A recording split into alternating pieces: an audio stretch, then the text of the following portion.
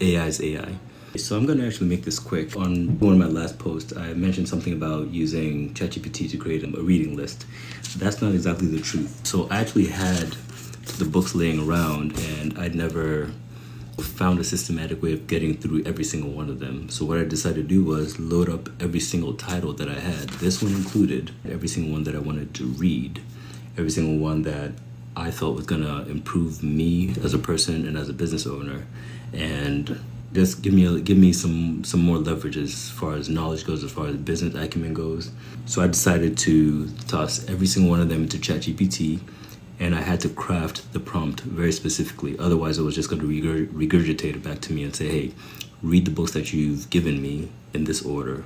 But I actually wanted to tell it specifically my need. One is to read faster, comprehend more, get a better understanding, and to grasp whatever concepts, find a pattern to grasp the concepts that were being delivered, or find what's it called, the mnemonics. I think it's called mnemonics. Find the mnemonics to make the material palpable, to make the material more tasty. So that's what I did, and the prompt that spit out, one of them is very short. It's probably like 10 lines long, and the other one is probably like a full page. But in the short one, you still have to feed it your list. Either give it a CSV, something to digest, or in the long one, you can actually hand jam everything in there. And that was very detailed. My suggestion was to use a thinking model. So for that, you could probably pay for it if you wanted to. Otherwise, you don't pay for it. Just use a free version. It's going to give you a little more of a skimmed down version, but as long as you're using it within those parameters, you're going to get something useful from it. So what I decided to do was, for the longer, more detailed one, I have my computer screen up here. I gave it a role, act as my reading roadmap architect and a curriculum designer. So playing with those two, I gave it my textbooks, my general knowledge books, my fiction books, business books, things that I wanted to read for fun. One of them was actually Dan Brown's most recent book, the one on The Secret of Secrets. That's the title. Now, since it's already digested a few things from the internet, it actually knows the content material, knows how you as a person read, how you're going to digest the information. And given this particular roadmap, it says, okay, from a blatant beginner, what you want to do is, one, you want to start reading more, so essentially you want to make reading fun, right? So you get to the point where reading is fun, and then you can start looking at the harder materials, the textbooks, not necessarily textbooks, but things of that nature where the material is a little more harder to digest in a sitting. But by the time you even get there, you've already formulated a plan that would help you to, one, get through the material quicker, and two, absorb the material in a way that's actually going to be beneficial to you in the long run. So you feed it the however fast you read per minute, the kinds of books that you want, the general area that you're trying to lean towards. It's another one, religious books, things of that nature, just knowledge that you've already tried to tap from ChatGPT or from certain AIs. Feed all that stuff in there, because the more context you give it, the better it can give you, the better it can craft the answer to you. You know what I mean? And if you don't do that, it's just going to give you some general knowledge. You don't want any general knowledge from Google or from ChatGPT, especially.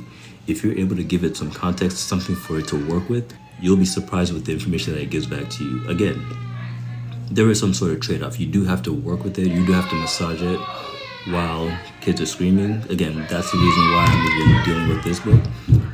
Trying to get through a meltdown like that, and trying to make sure that you're absorbing information in a way that gives you the leverage to help them is key.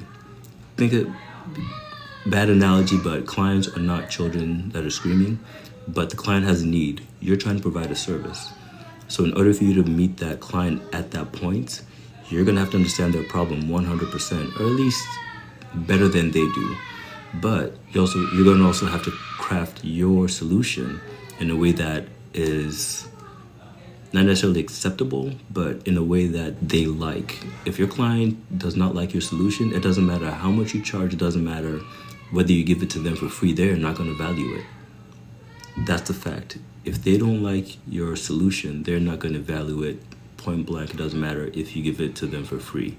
So make sure that you're meeting them at their point of need, no matter what, and deliver, deliver, deliver. Whatever you do, make sure you deliver on your promises. If you promise them you're going to take them to the moon, make sure you get them into space and get them to the moon. Otherwise, word of mouth gets around, and that is the best way to get a new client or the best way to lose all your clients. But right now, I'm going to have to make this short again, sorry. But anyone that's interested, I'm going to have to package this prompt, or at least the 2 prompts that I created, to get through the reading material faster. And again, it's going to take you from, a new beginner that's trying to enjoy reading. It's going to formulate a plan. You have to give it some information, though. You have to give it the list of books that you're trying to get through. You have to give it your goals. And from there, you just take one day at a time. AI is AI. You can feed it as much information as you want, but if you don't leverage it, if you don't use it, it's just going to be sitting there. Like Jim Quick said, you get a whole bunch of books and you stack them on a shelf. It ends up being shelf help instead of self-help. It has to be something that you are benefiting from in the long run. So make sure you use that to your advantage and become a better version of whatever it is that you're trying to pursue. All right, I'll catch you guys later.